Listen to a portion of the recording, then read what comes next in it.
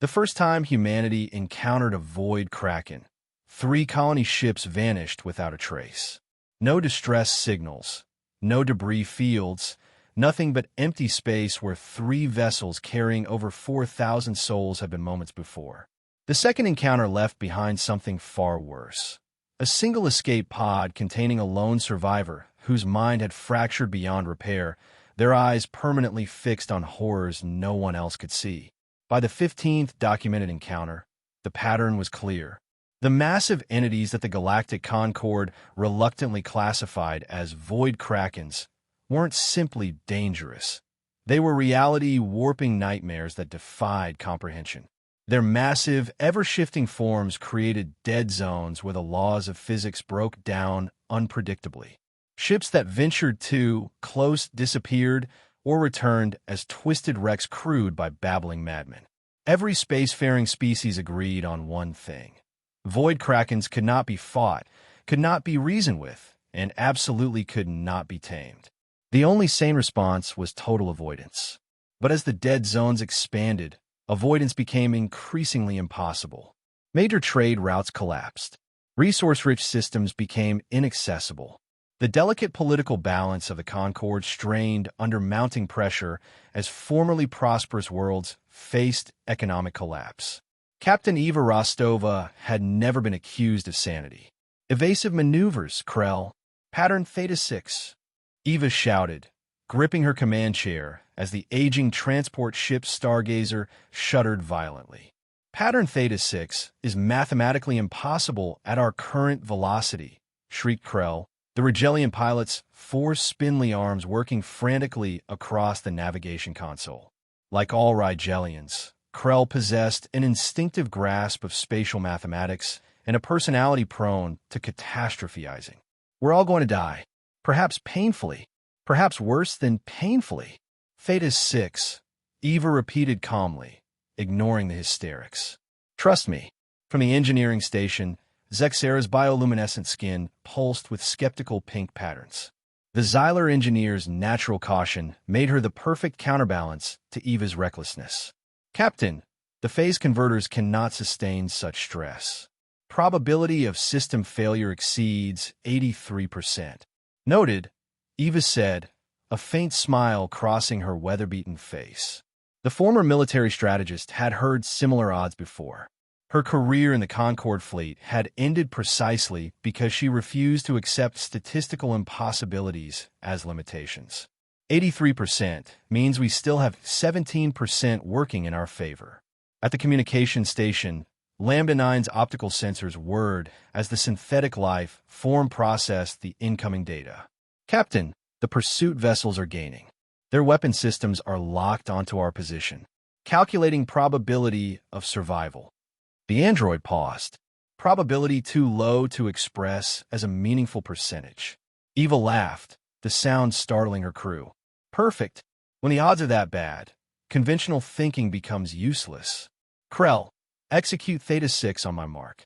Zexera, divert all non-essential power to the maneuvering thrusters. Lambda, prepare to broadcast a modified distress signal on my command. The Stargazer was an obsolete vessel by Concord standards, a patchwork of mismatched components held together by technical ingenuity and sheer stubbornness. But in Eva's experienced hands, it was still capable of surprising feats. The ship had helped her crew survive on the fringes of civilized space, taking salvage contracts and transport jobs too dangerous or too questionable for legitimate operators. This particular job, retrieving experimental data cores from an abandoned research station, had seemed straightforward until they discovered the station wasn't as abandoned as their employer had claimed. The private security forces had been quick to label them thieves and open fire. Mark, the Stargazer jerked violently, executing a series of impossibly tight turns that no ship of its size should have been capable of. Warning lights flashed across every console as structural integrity alarms blared. Eva felt her vision blur from G-forces that the inertial dampeners couldn't fully compensate for. We're clear. We're clear. Krell's voice rose in disbelief. They can't match our trajectory without burning out their guidance systems. Eva allowed herself a moment of satisfaction before new alarms shattered the brief calm. Captain, Lambda 9's synthetic voice had shifted to emergency protocols. Spatial anomalies detected ahead. Configuration matches known patterns of. The android hesitated, something it rarely did. Void Kraken territorial markers. We have inadvertently entered a dead zone. The cockpit fell silent. Even Krell's perpetual nervous chatter ceased. Eva felt a cold weight settle in her stomach. Their desperate maneuver had carried them from one danger directly into something infinitely worse. Full stop, she ordered quietly. Power down all non-essential systems. The standard Concord protocol for accidental dead zone entry was clear. Minimize energy signatures. Avoid any action that might attract attention, and pray that the Kraken was hunting elsewhere. Eva had never been a fan of standard protocols, but even she recognized when caution was warranted. For several tense minutes, the stargazer drifted in eerie silence. The view screens showed nothing unusual, just the endless void of space, stars twinkling serenely. But the sensor readings told a different story. Reality itself was growing unstable around them, subtle distortions in space-time rippling outward like the surface of a disturbed pond. Then the ship's systems began to fail. First, the long-range communications array went dark. Then the navigational computers flickered and died. One by one, the Stargazer's electronic systems experienced cascading failures as the fabric of reality warped around them. "It's the Kraken's influence," Zexera whispered, her skin pulsing with fearful yellow light. "The quantum field disruptions are affecting our systems on a fundamental level. Can you stabilize them?" Eva asked, already knowing the answer. "Negative. This is beyond any engineering solution. The laws of physics themselves are becoming unreliable." Lambda 9 spoke up.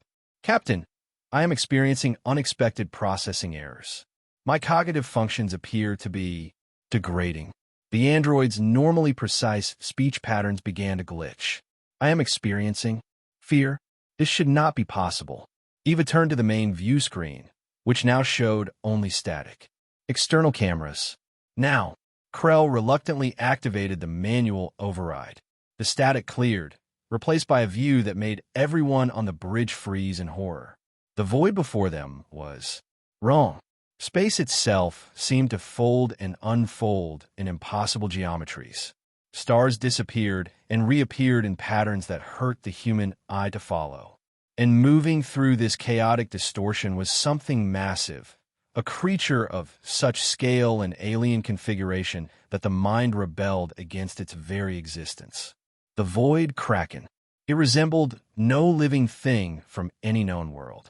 Its form constantly shifted between states of matter and energy, parts of it existing in dimensions beyond normal perception. Vast tentacle-like appendages that weren't quite solid twisted through space, leaving trails of warped reality in their wake. Its central mass pulsed with colors that had no names in any human language. Concord records indicate no ship has survived direct visual contact with a Void Kraken. Lambda 9 stated flatly, its artificial voice trembling. "Well," Eva said with forced calm, "seems we're about to set a new record. What do we do?" Krell whimpered, all four hands covering his eyes. The standard Concord defense playbook offered two options. Activate specialized frequency disruptors designed to potentially repel Krakens, or self-destruct to prevent the creatures from possibly obtaining sensitive technology. Neither option had ever been confirmed effective. As the Kraken's impossible form drew closer, reality inside the Stargazer began to warp. Crew members watched in horror as solid objects became temporarily translucent. The artificial gravity fluctuated wildly. Sound traveled at inconsistent speeds, making voices echo strangely or arrive before the speaker's mouth had moved. "The disruptors," Zexera urged, her voice wavering. "Captain, we must activate the standard repulsion frequencies." Eva stared at the writhing form on the screen, her brow furrowed in concentration. Something about the Kraken's movements seemed purposeful, not random destruction, but a pattern. "Like music," she whispered. Captain, Lambda 9 questioned. Without explanation, Eva lunged for her personal console and began rapidly searching through her private data storage. Captain Rostova. Zexera's voice rose in alarm. The standard protocols have never worked, Eva finished. No ship has ever survived by following the rules, so we're going to break them. Her fingers found what she was seeking, an ancient music file, a complex piece by a human composer named Bach. Override all external communication systems, she commanded. Direct all functioning speakers to broadcast this externally at maximum volume. You're going to play music to the Void Kraken. Krell's voice rose to a squeak of disbelief. Not just any music. Bach's The Art of Fugue, one of the most mathematically complex pieces of music ever composed by humans. This is madness, Zexera protested, her skin flashing alarmed patterns of deep crimson. Precisely. Eva nodded, her eyes never leaving the writhing mass on the screen. That's the point. Before anyone could object further, the haunting, intricate melodies of Bach filled the void around their ship, broadcasting outward toward the approaching Kraken. For several heart-stopping moments, nothing changed. The reality distortions continued to intensify. Equipment sparked and failed throughout the ship. Several crew members collapsed, overwhelmed by sensory distortions. Then, something impossible happened. The Kraken paused. The violent warping of space around the Stargazer didn't stop completely, but it stabilized. The fluctuations became rhythmic, almost synchronized with the complex patterns of the music. It's responding, Eva breathed, hardly daring to believe what she was seeing. Lambda analysis. The android's optical sensors whirred intensely. The pattern of reality distortion has shifted from chaotic to semi-regular intervals. This behavior has never been documented in any Concord encounter. Keep the music playing, Eva ordered, and prepare additional pieces, similar complexity, but different structures. Mozart's Symphony No. 41, Stravinsky's Rite of Spring. Zexera stared at her captain with a mixture of horror and amazement. You think it's listening? Not exactly, Eva said, her mind racing. But I think it's responding to complex patterns. The Concord's approach has always been to fight or flee. Simple, predictable responses. What if the Krakens aren't mindless destroyers? What if they're simply operating on a level of complexity we haven't tried to match? As the Bach composition ended and Mozart's intricate symphony began, the Kraken's behavior shifted again. The reality distortions pulsed in new patterns, matching the changing tempo and structure of the music. It's mimicking the patterns, Lambda 9 observed, its synthetic voice betraying unusual excitement. Or perhaps, communicating through similar patterns. Eva nodded slowly, a theory forming in her mind. The reality distortions aren't just a weapon or a side effect. They're its language, its way of perceiving and interacting with the universe. Hours passed as the standoff continued. The Stargazer remained trapped, systems failing, but the Kraken made no move to destroy them. It hovered nearby, its incomprehensible form shifting in time with the stream of complex musical compositions Eva had ordered broadcast. The crew's initial terror gradually gave way to exhausted fascination.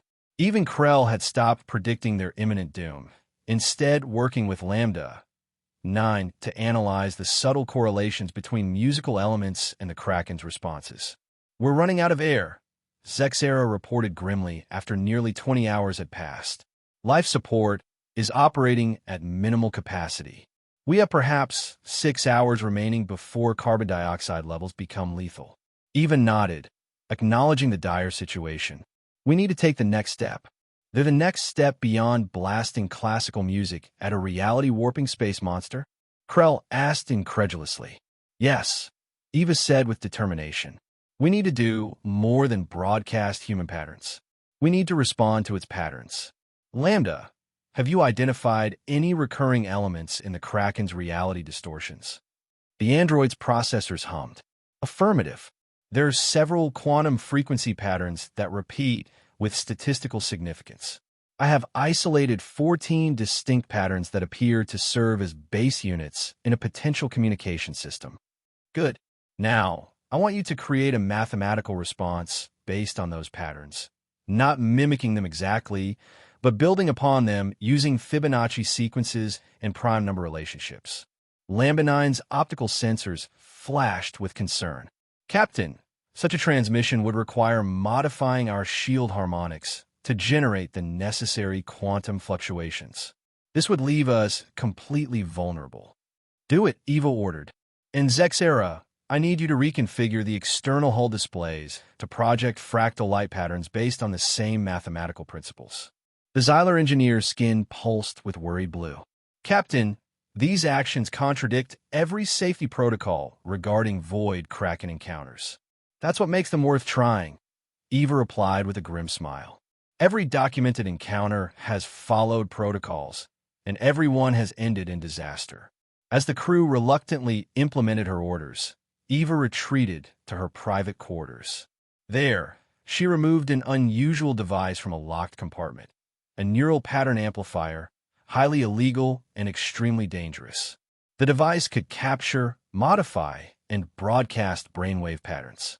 Originally designed for covert military applications, it had been one of the experimental technologies that led to Eva's dismissal from the Concorde fleet. When she returned to the bridge, the amplifier secured beneath her uniform, the situation had deteriorated further. Reality fluctuations were intensifying again, and several crew members had succumbed to space sickness as their brains struggled to process the contradictory sensory information. The mathematical responses aren't enough, Lambda-9 reported. The Kraken appears to be growing. Impatient, its pattern variations are accelerating beyond our ability to analyze. Eva took a deep breath. Then we need to try something even more radical. Prepare an EVA suit for me, the reinforced model we salvaged from the Arcturian wreck. Captain, Zexera's protest was immediate. You cannot be considering direct exposure, Eva confirmed. If reality distortions are its language, I need to experience them directly, without the ship's hull filtering the signals. This is suicide, Krell whispered, his usual histrionics subdued by genuine horror. No, Eva corrected him. This is first contact. The argument that followed was fierce but brief. The crew knew their captain well enough to recognize when her mind was made up, and despite their fear, a spark of hope had been kindled by the Kraken's unprecedented restraint. As Eva donned a specialized EVA suit, Lambda-9 approached her privately. Captain, I must inform you that long-range sensors have detected a Concorde patrol squadron approaching our position. They appear to have detected our unusual transmissions. Eva's expression hardened. How long? Approximately 40 minutes until they enter weapons range. Their communications suggest they intend to neutralize both our vessel and the Kraken using quantum torpedoes. Then I'd better work quickly.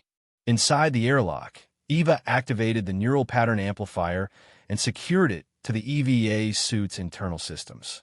She programmed it to broadcast a very specific brainwave pattern, one she had spent years learning to maintain through specialized meditation techniques. Not fear or aggression, but focused active calm.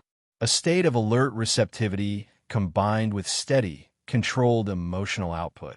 If anyone survives this, she said into her calm, make sure the Concorde knows that void Krakens aren't mindless destroyers.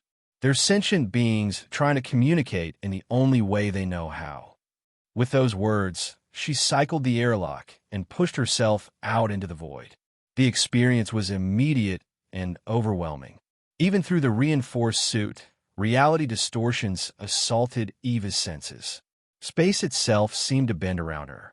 Phantom sounds echoed in her helmet, whispers and screams and music all overlapping.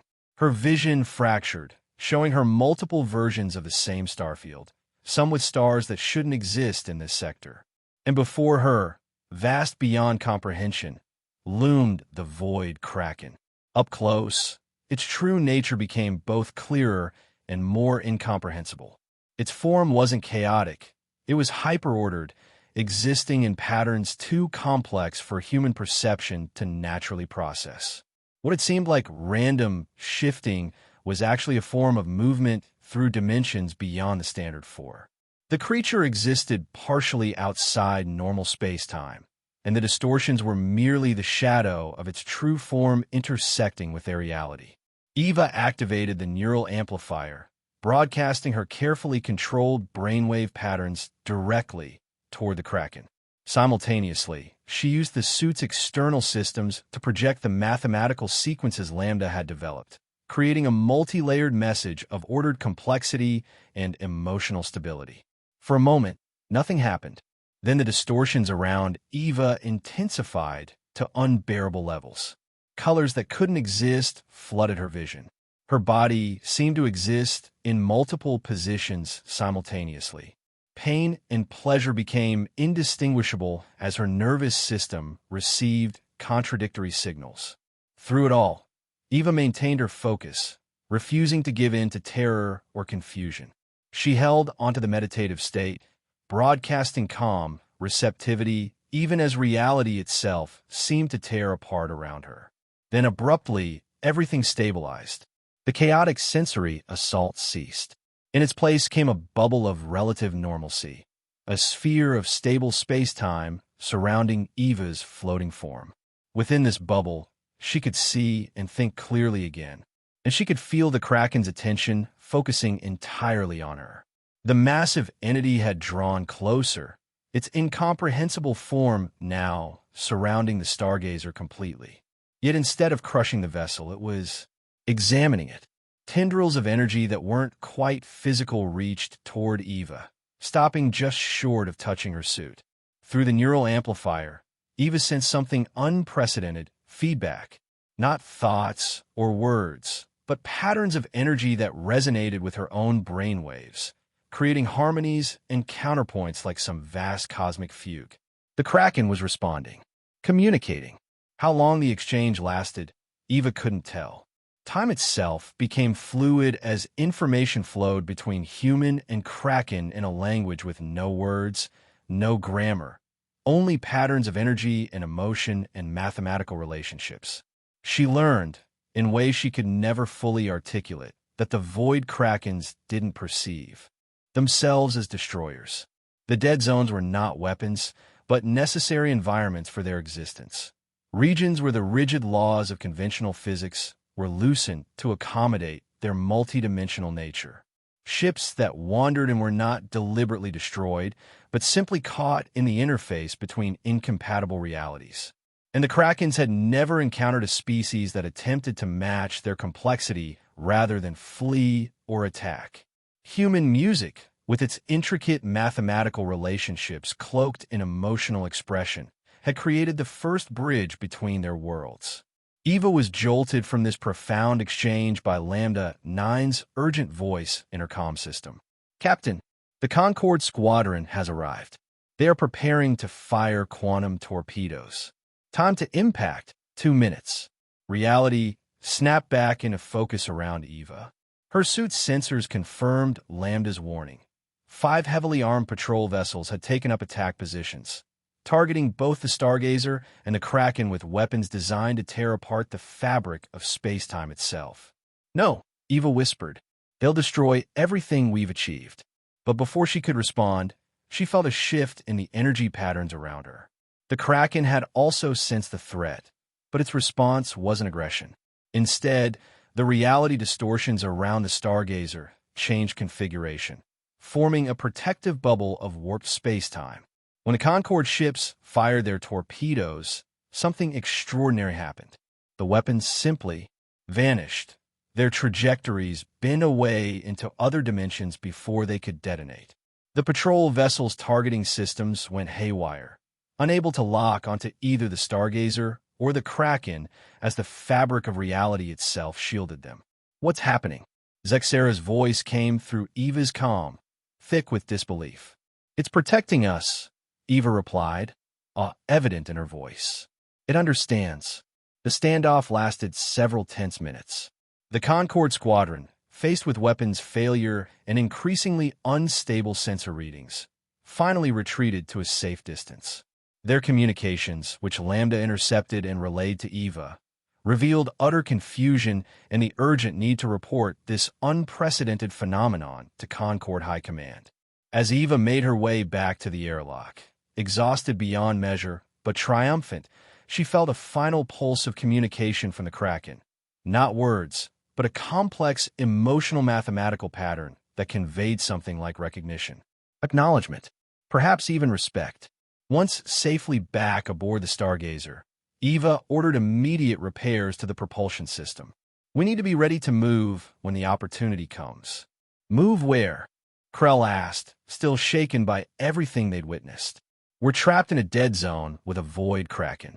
Even if it's temporarily not hostile, we can't navigate through the reality distortions." Eva smiled tiredly. "I think we'll find a path opening for us soon." Sure enough, within hours, the sensors detected a corridor of stable space-time forming, a path leading directly out of the dead zone. The Kraken was creating an escape route.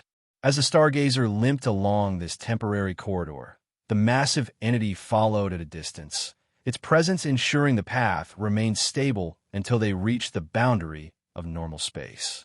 There it paused, its incomprehensible form hovering at the edge of conventional reality. Eva stood at the viewport, gazing back at the creature that had forever changed her understanding of the universe. "Thank you," she whispered, knowing it couldn't hear her words, but hoping it might sense the emotional pattern behind them. The Kraken's form shimmered one final time, creating a brief, beautiful display of impossible geometries and colors beyond human perception. Then it retreated back into the depths of the dead zone, vanishing from conventional sensors. The aftermath was as chaotic as Eva had expected. The Concord authorities initially attempted to classify the entire incident, dismissing reports of peaceful contact with a void Kraken as hallucinations caused by reality distortions. When that failed, they tried to confiscate the Stargazer's logs and sensor readings. But Eva had been prepared.